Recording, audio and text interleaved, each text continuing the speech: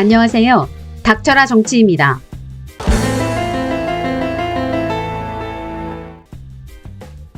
더불어민주당 김은경 혁신위원장에 대한 공격이 연일 이어지고 있습니다.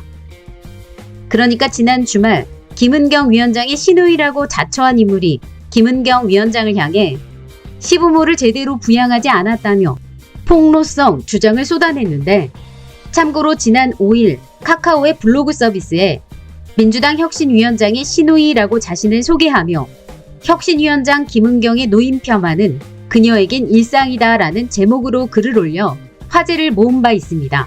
그러니까 김은경 위원장은 시부모를 모시고 산 적이 없다라면서 김은경 위원장의 결혼 이야기나 친정집 이야기 등을 거론하며 비판을 쏟아낸 것입니다. 하지만 지난 6일 포털 사이트 네이트에는 이런 글이 올라왔는데, 어떤 내용이냐면 안녕하세요. 민주당 혁신위원장 아들이라는 제목으로 말도 안 되는 거짓 선동으로 가족을 공격하는 일 제발 멈춰주시길 바란다며 지금 인터넷에 떠도는 김은경의 시누이라는 사람의 조카 김은경의 큰아들입니다. 아무렇지도 않게 저희 가족에게 상처를 주는 거짓말로 공격을 하셔서 정말 참담한 마음입니다. 막내 고모는 할아버지 할머니의 장례식에도 참여하지 않으신 분입니다.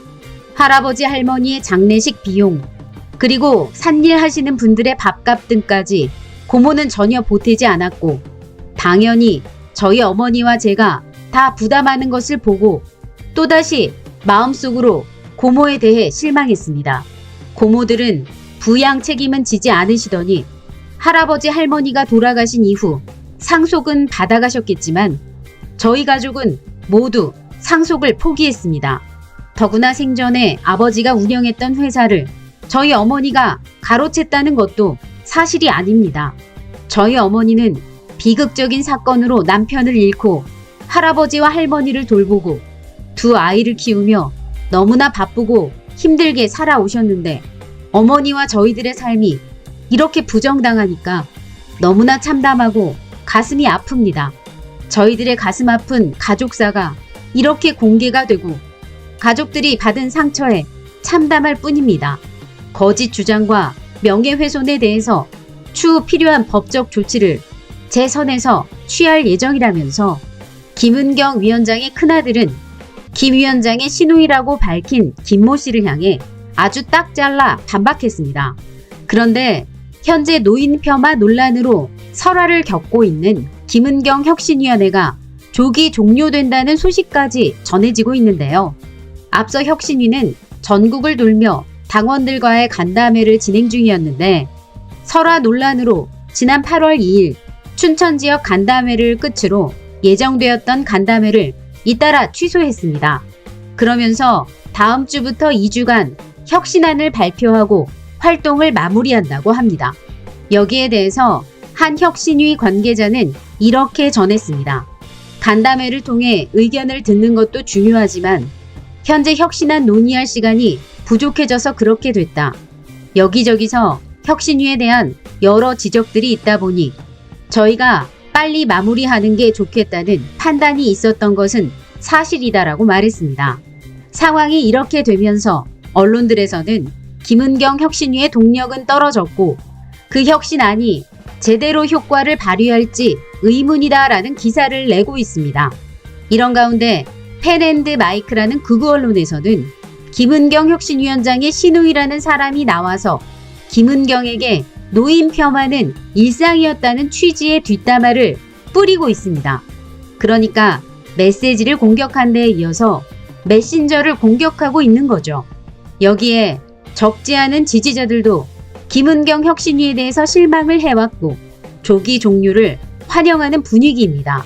이렇게 민주당의 혁신위는 당 안팎으로 마치 천덕꾸러기 취급을 받고 있는 것은 사실입니다. 하지만 현재 혁신위에서는 아주 의미 있는 혁신안들이 나올 것이라는 얘기가 나오고 있습니다. 최근 민주당 의원들이 모인 단톡방에서는 김은경 위원장의 사퇴와 혁신위 해체 요구까지 나오고 있는데, 하지만 김은경 혁신위원장은 혁신 의지는 그대로 간다라는 말로 사퇴를 일축했습니다. 그리고 김남희 혁신위원도 혁신위가 의원님들의 신임을 받아서 되는 게 아니라 저희의 권위는 의원님들이 주는 것이 아니라고 생각한다고 말하면서 이것을 기득권의 저항이라고 규정했다는 것입니다. 그리고 가장 혁신안의 핵심이 되고 있는 대의원제도 폐지와 공천룰 개정에 대해서 이렇게 말했습니다. 당에 문제를 제기하는 분 중에 가장 큰 덩어리가 당원들이 참여할 기회가 없다. 민주성이 떨어진다는 지적이었다. 대의원을 선발하는 과정이나 구성 같은 것이 당원들의 의사를 제대로 반영할 수 없는 구조이기 때문에 개선책을 준비하고 있다. 그리고 또한 공천룰 개편 가능성에 대해서도 인적 쇄신도 굉장히 중요하다. 관련된 것은 들여다보고 있다라고 설명했습니다. 그리고 장경태 최고위원은 혁신위는 혁신안을 갖고 평가를 받아야지 설화를 갖고 평가하기는 좀 이르다. 8월 말 9월 초로 예상되는 혁신안에 대해서 시간을 두고 지켜보면 된다. 사퇴론에 대해서는 불필요하다고 말했습니다. 또한 서은숙 최고위원도 잘못을 비판할 수는 있지만 그걸 구실로 당과 혁신을 흔드는 분들은 자신의 정치적 이익을 찾는 것이라고 말했습니다. 이렇게 민주당 비명계는 자신의 기득권을 지키기 위해서 외부 세력과 함께 혁신위를 흔들고 친명계는 그것을 막고 방어하고 있는 형국입니다. 이런 가운데 앞서 대의원 제도와 공천룰 개정에 대해서 혁신위에서 보다 구체적인 얘기가 나오고 있습니다. 이동영 작가의 측면 승부라는 방송에 나온 내용인데 혁신위는 대의원 1인 1표로 조정할 혁신안을 발표할 예정인데 혁신위에 포함되어 있는 비명계 황희 의원이 여기에 강력하게 저항하고 있다고 전했습니다. 그리고 당원들과의 마지막 간담회였던 그 춘천 간담회 자리에서 서복경 혁신위원의 발언은 이랬다고 합니다. 여기 카메라들이 많아서 좀 그런데 경선 시스템을 만드는 건 저희가 할 테니 갈아치우는 건 여러분들이 하세요. 그러면 8월 2일 춘천 간담회에서 나왔던 얘기를 요약해 보겠습니다. 유튜브 채널 강려TV에서 춘천 간담회를 촬영한 영상을 보니 1시간 넘게 당원들이 돌아가며 의견을 말하고 혁신위가 답하는 형식으로 진행이 됐는데요. 이 자리에서 김은경 혁신위원장은 최근 설화에 대해서 굴하지 않겠다는 취지의 발언을 했고 이어서 서복경 위원은 이렇게 발언했습니다. 우리가 준비한 혁신안은 중장기적인 것이 대부분이다. 당장 적용될 수 있는 것은 20에서 30% 정도이다. 현재 민주당에서 당비를 내는 당원이 250만 명이다. 이것은 우리나라뿐만 아니라 전 세계적으로 봐도 가장 큰 정당이라는 것을 의미한다. 그런데 현재 당원 당규는 당원이 몇만 명이 있을 때 만든 것이다. 그래서 우리는 250만 당원에 걸맞는 집을 만들려 하고 있다. 그래서 손댈 게 너무 많다. 그리고 당원들이 가장 관심이 많은 공천룰 개정과 대의원제 폐지에 대해서 서복경 위원은 이렇게 말했습니다. 잘라라 얘기를 여러분 하셨는데요. 여기저기 카메라가 많이 있지 않습니까? 그래서 저희는 시스템을 만들겠습니다. 자르는 건 여러분이 하십시오. 당원들이 하십시오. 그 다음에 최대한 그러니까 골라내는 건 죄송합니다. 짜가 아니고 골라라. 이거는 여러분이 고르시면 좋겠고요.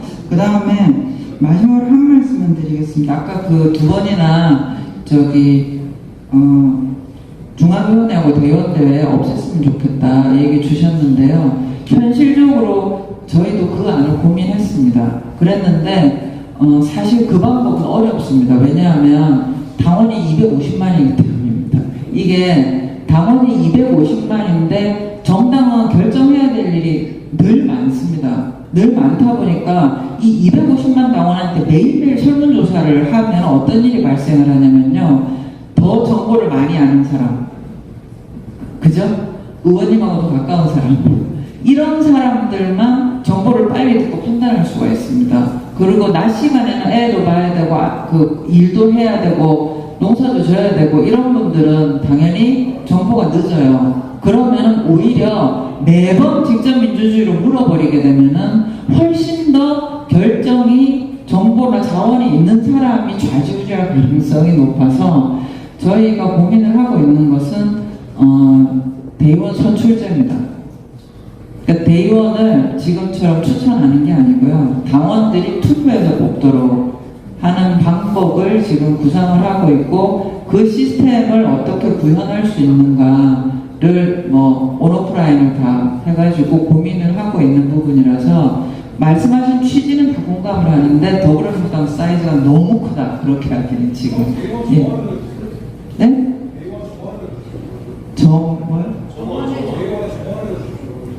예, 늘어야 되면 늘리면 되죠. 지금 16,000이거든요. 그러니까 지금 전체 대의원의 수가 16,000명 정도 되고 그 중에 절반이 선출이라기보다는 어쨌든 간에 의원님이나 그 당협위원장들이 지명해서 올라가는 사람이고 나머지 한 절반이 당연직입니다. 국회의원이라든지 단체장이라든지 이런 사람이에요. 16,000 중에서. 그래서 이 당원들이 지역위원회에서부터 뽑아서 올라가는 조직 있잖아요.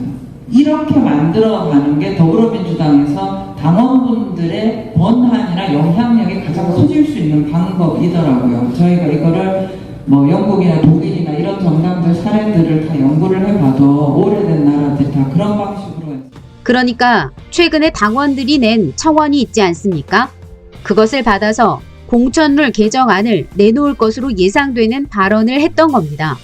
그리고 대의원제 폐지보다는 선출로 가겠다. 기존처럼 의원이나 지역위원장이 임명하는 게 아니라 지역 당원들이 선출하는 것으로 가겠다는 것입니다. 왜냐하면 당원들이 너무 많아서 정보 비대칭성이라는 문제가 발생한다. 그래서 지역 당원들과의 의견과도 일치하면서 정보를 가지고 있는 대의원들을 선출해서 일상을 사는 당원들 대신 현안을 결정하게 하는 게 낫다고 보고 있다.